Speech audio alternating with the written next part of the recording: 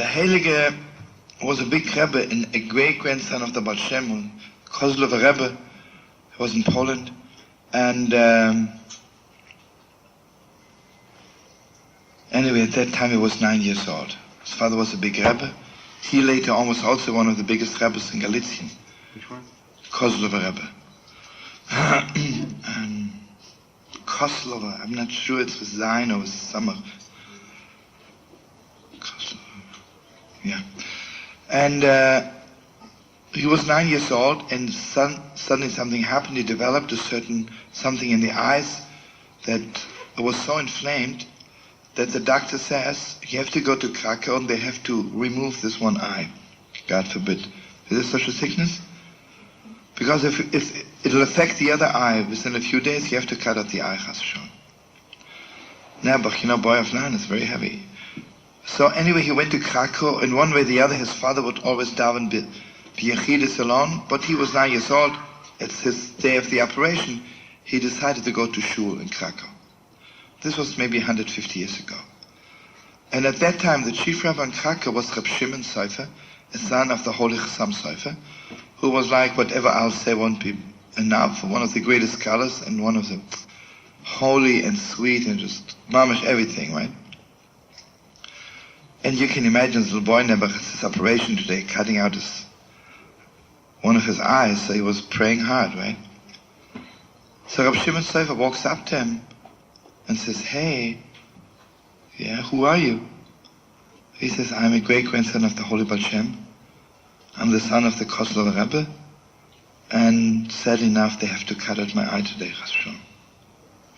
Shimon Seifer says, no, don't do it. You need your eyes to learn. You need both eyes to learn Gemara. You better keep both eyes.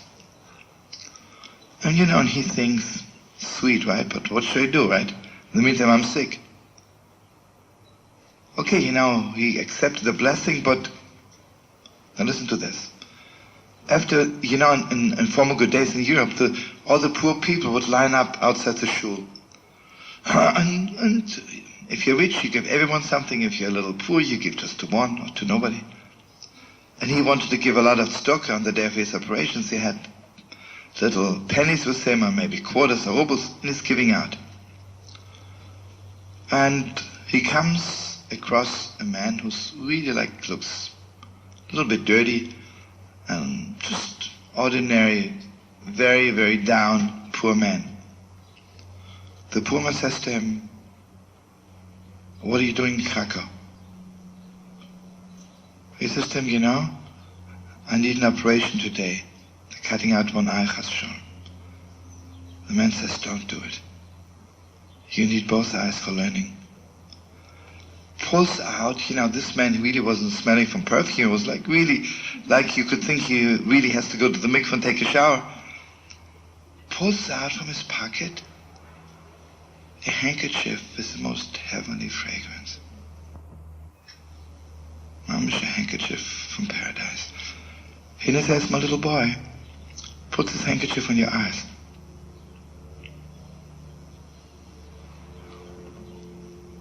Puts it on his eyes.